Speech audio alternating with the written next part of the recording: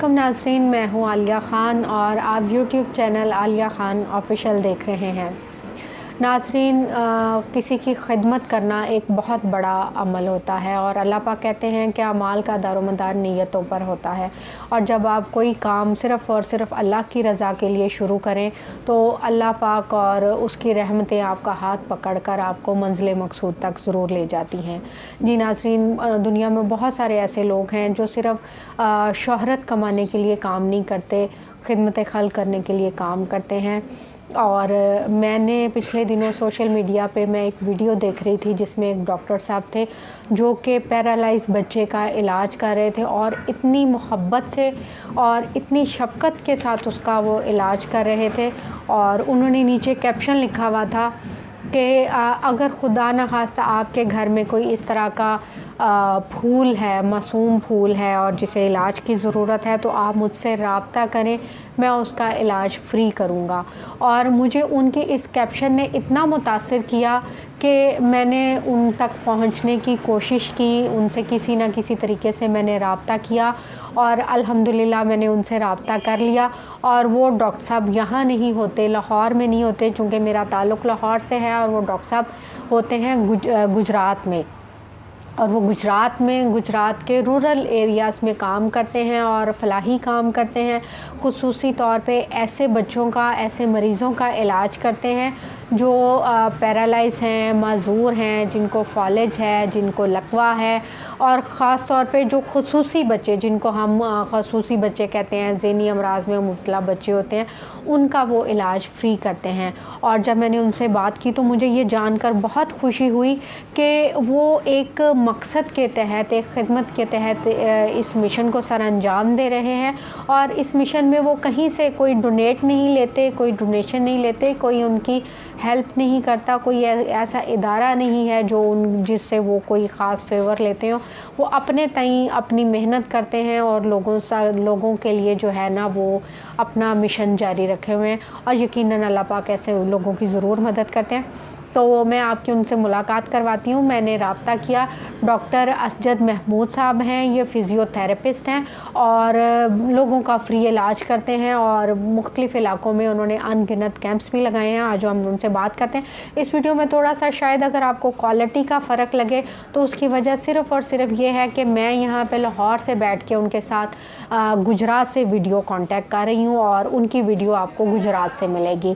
तो अस्सलाम वालेकुम डॉक्टर साहब, कैसे हैं आप? आपका बहुत शुक्रिया, आपने मेरे चैनल के लिए वक्त निकाला और आपके एक मिशन में थोड़ा सा मैं भी आपका साथ देना चाहूँगी और मैं लोगों को अवेयरनेस दूँगी कि आप किस तरह से लोगों का इलाज कर रहे हैं। डॉक्टर साहब, सबसे पहले अपना तारुफ बताइएगा कि आप इस फील्ड में कैसे आए और आपने ये डिग्री कैसे हासिल की। बहुत शुक्रिया। बिस्मिल्लाहिर्रहमानिर्रहीम।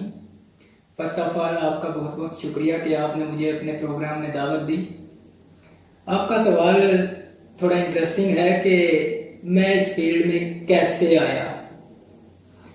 अमूमन हम फिजिकल थेरेपिस्ट से ये सवाल इसी तरह पूछा जाता है कि आप इस फील्ड में कैसे आए।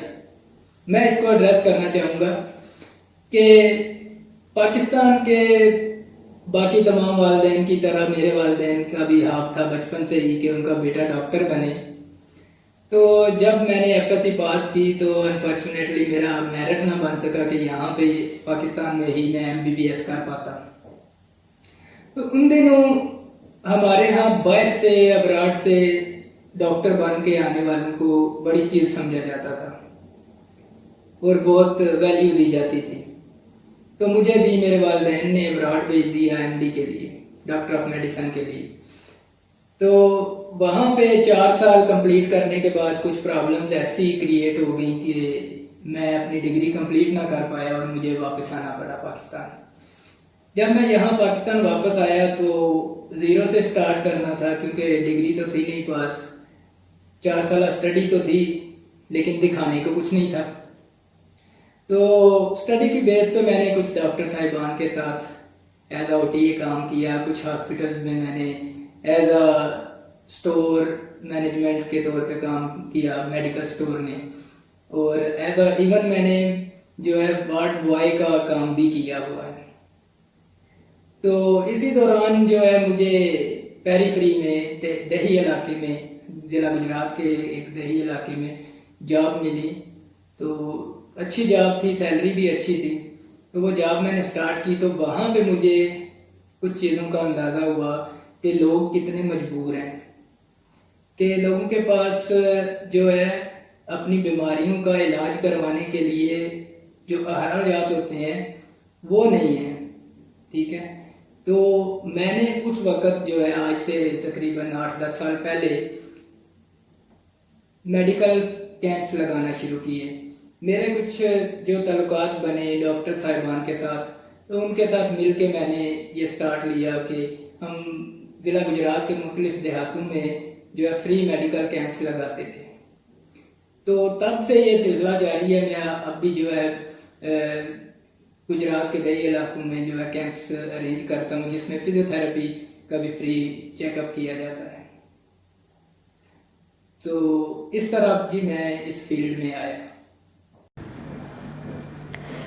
जी डॉक्टर साहब, जिस तरह से आपने बताया कि आपने फिज़ियोथेरेपी का जो है तरीका इलाज के बारे में आपने उस पे काम शुरू किया, तो मैं आपसे ये पूछूंगी, जिस तरह से आपने बताया कि आपने फिर तालीम छोड़ दी, तो आपने फिर ये डिग्री अपनी कैसे मुकम्मल की और फिर क्या सोच के आपने सिर्फ फिज़ियोथेरेपी का ही इंतखाब किया? जी, जो डॉक्टर फिजियोथेरेपी की डिग्री जो है मैंने यहीं से पाकिस्तान से हासिल की। और ये तब की बात है कि जब मैं कैंप्स वगैरह अरेंज करता था, तो दोस्तों के साथ जो है एक दफ़ा मैं कहीं जा रहा था, तो रास्ते में मैंने एडवर्टाइजमेंट देखी कि फलां यूनिवर्सिटी डॉक्टर फिजियोथेरेपी का कोर्स करवा रही है। तो मैं बिना सोचे समझे जो है, इतना पता था कि ये वर्जिश से रिलेटेड, एक्सरसाइज से रिलेटेड कोई प्रोग्राम है जिसके ज़रिए इलाज किया जाता है, तो चला गया, एडमिशन ले लिया। जब एडमिशन लिया तो मज़ीद क्लियर होता गया कि इसमें साइंस क्या है, यानी कि फिजियोथेरेपी के पीछे क्या बैकग्राउंड है, किस तरह ये जो है बीमारियों का इलाज होता है। तो आहिस्ता आहिस्ता मैं मज़ीद जो है इस फील्ड से सेटिस्फाई होता गया। ठीक है, और अल्हम्दुलिल्लाह एज अ फिजियोथेरेपिस्ट प्रोफेशनल मैं अभी काम कर रहा हूँ फील्ड में, और मुझे फ़ख्र है इस प्रोफेशन पे अल्हम्दुलिल्लाह। जी डॉक्टर साहब, लोगों को फ़िज़ियोथेरेपी के बारे में इतना ज़्यादा इल्म नहीं है। क्या फ़िज़ियोथेरेपी और वर्जिश जो है वो अलग अलग चीज़ें हैं? और लोगों को थोड़ा सा इस बारे में बताइएगा कि फ़िज़ियोथेरेपी क्या है और वर्जिश क्या है? फिजियोथेरेपी एक ऐसा तरीका इलाज है जिसमें पैदाइशी और हादसाती बीमारियों या नकाइस और जोड़ों और पट्टों से रिलेटेड जो दर्द हैं उनका इलाज इंसानी जिस्म की महसूस हरकतों सकनात, जिसको हम वर्जिश कहते हैं, और मैनुअल थेरापी और जदीद आलात की मदद से किया जाता है। एक बात आप हमेशा याद रखें कि वर्जिश इंसानी जिस्म की महसूस हरकतों सकनात की तरतीब और मजमूए का नाम है, और वर्जिश का एक खास दौरानिया और वक्त होता है। यह तरतीब, मजमूआ, वक्त और दौरानिया जब ये मिल के जो एक वर्जिश बनती है, उसको हम थेराप्यूटिक एक्सरसाइज कहते हैं, जिसके ज़रिए हम इलाज करते हैं। इसके अलावा रोज़मर्रा के किसी भी नौइयत के काम या एक्टिविटी को हम वर्जिश नहीं कह सकते, और ना ही वो थेराप्यूटिक एक्सरसाइज जैसा काम करते हैं। डॉक्टर साहब, आप किस तरह के बच्चों का इलाज करते हैं और आपके पास किस किस्म के जो हैं पेशेंट्स वो ज़्यादातर आते हैं? हाँ, बच्चों में जो है सबसे ज़्यादा जो है मेरे पास सीपी चाइल्ड आ रहे हैं, सेरिब्रल पाल्सी के। और जैसे मैंने आपको बताया भी कि मैं फ्री कैंप्स करता हूँ, तो मैंने ऐसे बहुत से बच्चे देखे हैं ज़िला में, अपने ज़िला गुजरात में, खासकर दही इलाकों में, कि जो फिजियोथेरेपी ट्रीटमेंट या कोई भी ट्रीटमेंट अफोर्ड नहीं कर पाते। तो उन बच्चों का जो है मैं बिल्कुल फ्री इलाज कर रहा हूँ अपने सेटअप पे।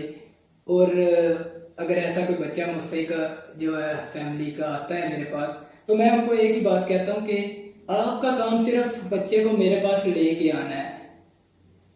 तो हमारे यहाँ असल में मसला ये है कि फिजियोथेरेपी ट्रीटमेंट थोड़ा लेंथी होता है, यानी कि वीक्स, उसके बाद मंथ और सालों तक भी जा सकता है।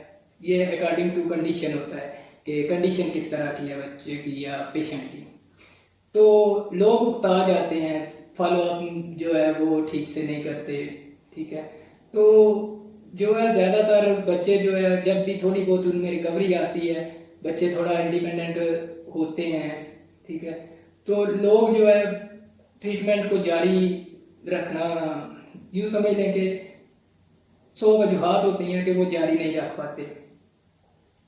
तो इन बच्चों का इलाज अब एथिकली मैं कोई भी एक्सरसाइज या कुछ भी इलाज को डिस्कस नहीं करता होता सोशल मीडिया पे, क्योंकि फिजिकल एग्जामिनेशन के बिना जो है ना कोई भी राय देना एथिकली दुरुस्त नहीं है। फालिज के मरीजों की अगर बात की जाए, सीवीए के पेशेंट में जो है विद इन 48 आवर जो है मेडिकल ट्रीटमेंट के बाद, इमरजेंसी के बाद जो है फिजियोथेरेपी स्टार्ट हो जानी चाहिए। जब मेडिकली पेशेंट स्टेबल हो जाता है तो उसके फौरन बाद जितनी जल्दी हो सके फिजियोथेरेपी ट्रीटमेंट स्टार्ट हो जाना चाहिए। लेकिन हमारे यहाँ शऊर भी नहीं है और लोग जो है जल्दी जो है ना जल्दी वाला रिलीफ चाहते हैं, ठीक है। तो फालिज एक ऐसा मसला है कि इसमें जो है हमने जो काम करना होता है वो फालिज के पेशेंट का मोटर और सेंसरी फंक्शन को बहाल करना होता है, ठीक है। तो उसमें जो है पेशेंट टू पेशेंट वेरी करता है कि जो कितनी जल्दी पेशेंट रिकवर करेगा। इसमें अगर हम बात करें अडल्ट्स की, तो अडल्ट्स पेशेंट्स में जो है रिकवरी बहुत जल्द होती है और अच्छी रिकवरी हो जाती है, और जो एल्डर पेशेंट होते हैं उनमें रिकवरी थोड़ा डिले होती है। इसमें और फैक्टर भी आ जाते हैं जो है कि घर पे कैसी केयर की जा रही है, फॉलो अप किया जा रहा है, और जो कुछ बताया जा रहा है घर के लिए प्लान ऑफ केयर जो है उसको फॉलो किया जा रहा है या नहीं किया जा रहा है, या कितना फॉलो किया जा रहा है। तो ये सारी चीजें ऐड अप हो जाती हैं। इसलिए हम किसी पेशेंट के बारे में ये नहीं कह सकते कि ये कितनी जल्दी रिकवर करेगा, क्योंकि हर पेशेंट का जो है ब्रेन अटैक जब होता है तो उसके ब्रेन के अंदर जो फंक्शन लॉस होते हैं या जिसको हम कह लें कि तोड़ फोड़ होती है, तो वो किस तरह की तोड़ फोड़ हुई है, उसका बाकी बॉडी के ऊपर कितना असर हुआ है, तो ये सारी चीजें जो है बीच में आ जाती हैं कि रिकवरी कब तक और कितनी होगी। जी डॉक्टर साहब, जिस तरह से मैं बात कर रही थी कि आप रूरल एरियाज़ में, देहातों में जाके फ्री कैंप्स लगाते हैं, तो थोड़ा सा बताइएगा कि आप कब से फ्री कैंप्स लगा रहे हैं और अब तक आपने कहाँ कहाँ फ्री कैंप्स लगाए हैं और कितने फ्री कैंप्स अब तक आप लगा चुके हैं? जी, मैंने आपको जैसे बताया पहले भी कि आज से तकरीबन 8-10 साल पहले मैंने फ्री कैंप्स लगाना शुरू किए। तो जो है फ्री कैंप्स में जो है मैंने जो स्टार्ट लिया था वो पेरीफ्री से लिया था, और मेरे ज़्यादातर मोस्टली जो है कैंप्स जो है वो पेरीफ्री में ही होते हैं, दही इलाकों में होते हैं। तो शहर में, गुजरात सिटी में मैंने बहुत कम कैंप किए हैं, ठीक है। तो अगर बात करें कि कितने कैंप्स लगा चुका हूं, तो ये मुझे अब खुद भी याद नहीं, क्योंकि मैं एक महीने में 4 free medical, gynae and physiotherapy camps का अरेंज कर चुका हूं, और ये सिलसिला जारी रहता है। और इसको मैं सोशल मीडिया पर ज़्यादा हाईलाइट भी नहीं करता, लेकिन जो मैं हाईलाइट करता हूं उसमें जो मेरे साथ लोग अटैच होते हैं, डॉक्टर साहिबान होते हैं, तो उनकी पब्लिसिटी के तौर पे करना पड़ जाता है मुझे, तो मैं जो है एडवर्टाइज उसको करता हूँ। लेकिन जो पर्सनली मैं खुद अरेंज करता हूँ तो उसमें बिल्कुल भी जो है मेरी कोशिश होती है कि मैं पब्लिसिटी स्टार्ट ना करूँ उसमें। तो अल्हम्दुलिल्लाह सैकड़ों कैंप्स जो है मैं अभी तक कर चुका हूँ, और हाँ, इसमें जो है हर तरह की जो यूँ समझने के फैसिलिटीज जो है वो मैं खुद प्रोवाइड करता हूँ। जी डॉक्टर साहब, मैं यहाँ पे आपसे ये पूछना चाहूँगी कि जिस तरह से आपने ज़िक्र किया कि आपने अनगिनत फ्री कैंप्स लगाए हैं, लोगों को अद्वियात देते हैं, तो क्या आप बताएंगे कि इस तरह के काज में आपका लोग साथ देते हैं? आप फलाही तंजीमों से आप रब्ता करते हैं या कोई आपको अद्वियात की मद में या वैसे कोई माली इमदाद करते जी हैं? अल्हम्दुलिल्लाह, ये सब कुछ मैं अपने पास से करता हूँ। इसमें किसी किस्म के मुहैयर हजरात या किसी ऑर्गेनाइजेशन का कोई अमल दखल नहीं है। शुरू से लेकर अब तक जितने भी कैंप्स हैं या जो भी इस तरह के मामला हैं, मैं खुद बर्दाश्त करता हूँ अल्हम्दुलिल्लाह। और मेरा अपना एक तरीक़ाकार है, अल्लाह का शुक्र है कि सब कुछ अच्छे से अरेंज हो जाता है। और रही बात मुझसे रब्ते की, मेरा सेटअप अल हादिम हेल्थ केयर सेंटर के नाम से गुजरात में बिम्बर रोड पे वाक़या है। कोई भी मुझे यहाँ पे अप्रोच कर सकता है। मैं मुस्तहिक अफराद का खसूसी तौर पे बच्चों का, मजूर बच्चों का इलाज बिल्कुल किसी इन्वेस्टिगेशन के बिना यहाँ पे फ्री करता हूँ अल्हम्दुलिल्लाह। जी डॉक्टर साहब, आपका बहुत शुक्रिया, आपने मेरे देखने वालों को बड़ी मुफीद मालूमात दी।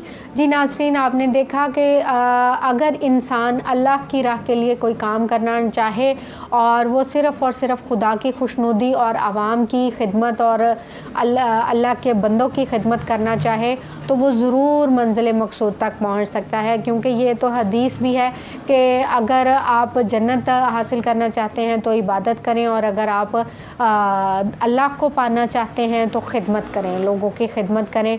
तो ये अल्लाह को हासिल करने का एक बहुत बड़ा ज़रिया है कि आप इस तरह के लोगों की मदद करते हैं और एक मिशन को लेके चल रहे हैं। और मेरी आपके लिए दुआ है कि अल्लाह पाक आपको इसमें मज़ीद कामयाबी अता करे और आप लोगों के लिए इसी तरह से कार खैर करते रहें।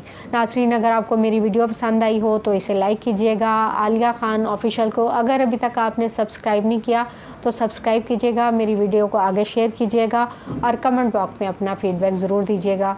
इसके साथ ही इजाज़त दीजिए। अल्लाह हाफ़िज़।